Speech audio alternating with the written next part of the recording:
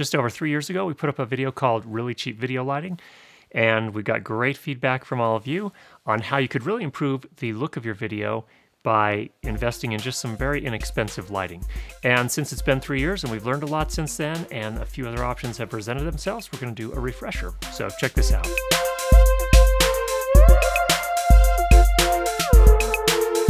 One of the most important factors to getting great looking video is to get your lighting right. And the problem with lighting, of course, is that if you try to invest in some of the professional lighting instruments, it gets very expensive very quickly. So in this episode, we wanted to talk about a number of options that are relatively affordable. And by relatively affordable, we're going to define that as about $200 US or less. And so let's look at a couple of options that fit into that range that can really help you improve the look of your video. Now, the first option, which is almost free, is to use window light. And we have posted some videos in the past about how to use window light to get great lighting. Now, this is not as controllable as other forms, but it is the least expensive. I do recommend you at least invest in some sort of reflective implement, whether that be a 5-in-1 reflector, which again is in the show notes down below, or if you want to go a little bit less expensive than that, there is foam core board that you can get at most of your office supply stores, which also work well. The reason you want those reflectors is to fill light in where you're not getting it necessarily, or to kind of separate your subject from the background. Now here's one example of where we used window light just to do a really kind of tight shot of, well, you can see it here. And you can see that the light is very soft. And if you use a larger window, it'll be even softer. So typically you're going to want to aim for a larger window if you want that sort of look for an interview or sort of a tight shot like this. Here is a wide shot that shows how we have things set up here. We are probably 4 or 5 feet from the window with the camera in between us and the window. And we also use a reflector to kind of fill in some of the shadows a little bit. So that is your first option. Go check out the other video on my channel if you want to learn more about how to use that type of lighting. Obviously, the only constraint is you do have to shoot during the day to take advantage of the sun as your light source. Option number 2 is to use clamp lights, and this is what I talked about in the original video. Just a refresher on this, here's a view of the back of the main light, which I have off to my right here. I have 2 clamp lights. These are 10.5-inch aluminum reflector clamp lights. You can get them at any hardware store. I also have links for them down in the notes below. They each have a 50-watt compact fluorescent bulb in them, also linked down below for that particular bulb. You do want to aim for getting daylight white bulbs, preferably the bulbs a bulb similar to what I linked to down below, where it has a high CRI rating. Now, a lot of consumer bulbs won't even have a CRI rating, so that's why I recommend these in particular. They're a little bit more expensive. These are almost $20 per bulb, but they are pretty high output and they have a very nice CRI rating of 90 plus. So what that means for you in practical terms is a CRI rating is color rendering index, and that refers to how true the light is in terms of reproducing the colors when you capture it on your video. So that's my key light right here. I have a reflector off to one side here just to kind of fill in some of the shadows here. I have another clamp light up above that acts as a hair light to separate your subject or your talent from the backdrop. And then I also have another clamp light back to the left here, my left, camera right, shooting through a scrim. And a scrim is just like a silk that is in the middle of one of these 5-in-1 reflectors. And I just use that to kind of cut down the intensity of a light. You don't have to do that. You could just get a lower wattage bulb and put it in that light bulb back there, or that clamp light back there, to get the same effect. So this is what that overall setup looks like. Pretty straightforward. A couple of things to keep in mind. The positives on this one, it does produce very soft light if you're using an umbrella, a shoot-through umbrella, which is what I've got here. The whole setup is I've got a light stand. I have an umbrella adapter on top of the light stand. The umbrella is attached to the umbrella adapter, and then the 2 clamp lights I attach to the umbrella adapter as well, and they shoot through the white umbrella at your talent. This produces a very soft light that has a tendency to wrap around their faces without leaving any harsh shadows, so it tends to be pretty flattering in most cases. There are some downsides. Obviously, if you're using compact fluorescent bulbs, they have a tendency to be a little bit green, which is why I recommended the particular bulbs I did down below, but you can usually work around that. These have a very high CRI rating, which tends to solve that problem for the most part, so you can mix them with sunlight without too much trouble. If you do happen to break them, and that is a very real possibility with these, they do pose a little bit of a health hazard, so that's something important to keep in mind. I wouldn't use these if you've got a lot of kids running around. And also I would recommend that you stabilize your stand with a sandbag or some other sort of DIY means of stabilizing your stand. So there are a number of things you can do. I've also, before I got these sandbags, I had filled these gallon jugs with water and suspended them from the stand, so that helped to give them a very low center of balance and help prevent them from tipping over. Those sandbags have saved me a lot of times, and I highly recommend that you do something to stabilize your stands like that. And I've got links for those down below. They come in somewhere around $20, so they're pretty affordable, and then you just fill them with sand or whatever. Another downside of this setup is that the umbrella has a tendency to put light everywhere. So you can't really control where the light spills, and that means sometimes you're going to get light in places you didn't necessarily want it. So that is one thing to keep in mind as a downside on this one. But overall, it's a pretty good look. It's probably not my first choice at this point anymore under most circumstances, because the next option I think is a little bit more convenient, and it all comes together in one kit instead of having to buy all the separate pieces and putting them together. Third option is the ePhoto 4500 watt 3 Softbox Kit, which you can get for about $200 US on Amazon.com. It is my go-to kit. I use it almost all the time. It does a great job both in studio and if you're mixing it with sunlight.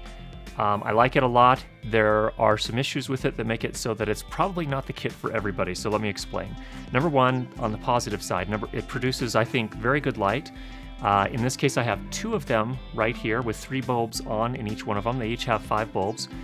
Back behind me, I have another one on with just 2 bulbs illuminated, and then it's not part of the kit, but I actually, just in the spirit of full disclosure, I do have another hair light up here in one of the clamp lights that we talked about earlier. What I like about these, nice soft light.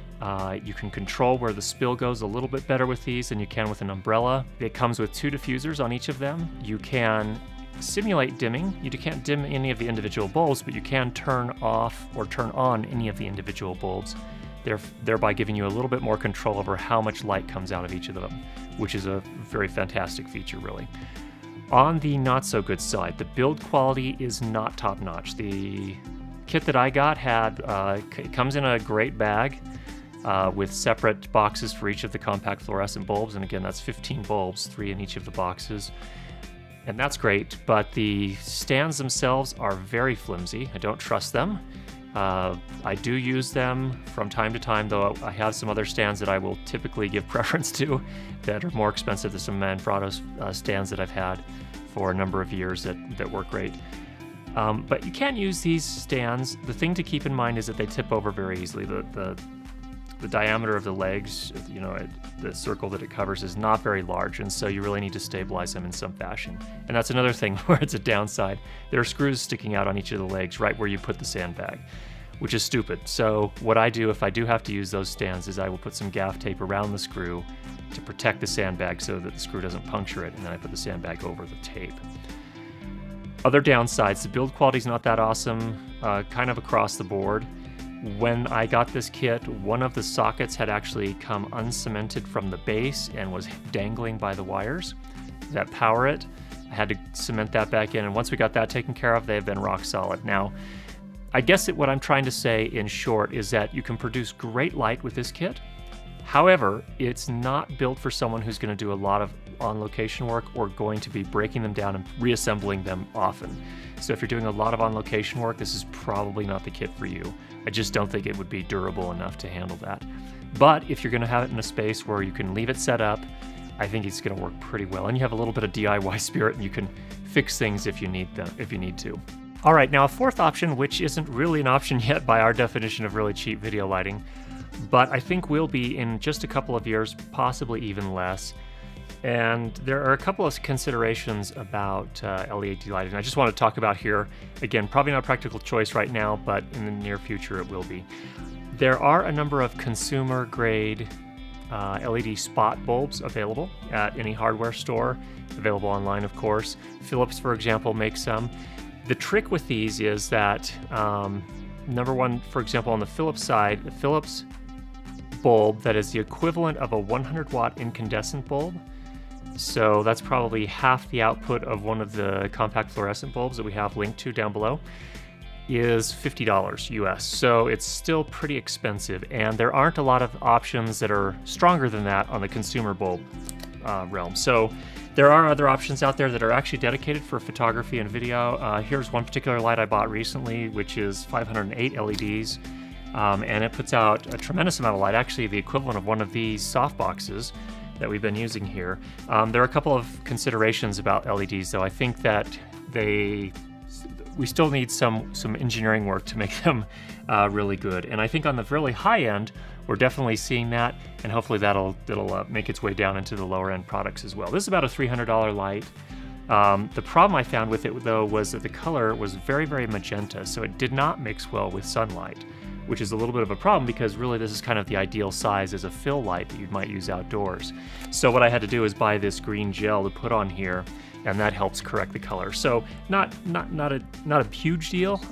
It's a little more work to get the color right, but that's an example of the types of development I think we really need to see on the LED side: color, output, and price. And so as those three things kind of come together and we start to see more availability, I think we're going to see most of those problems solved. And in that case, then, going back to the second option we talked about with the clamp lights, you could just get one of these LED lights from your local hardware store or online and be off to the races with a reasonably priced kit and get some great light. A couple other quick things about LED lighting that make them, I think in the future will make them very appealing. Number one, they're very lightweight.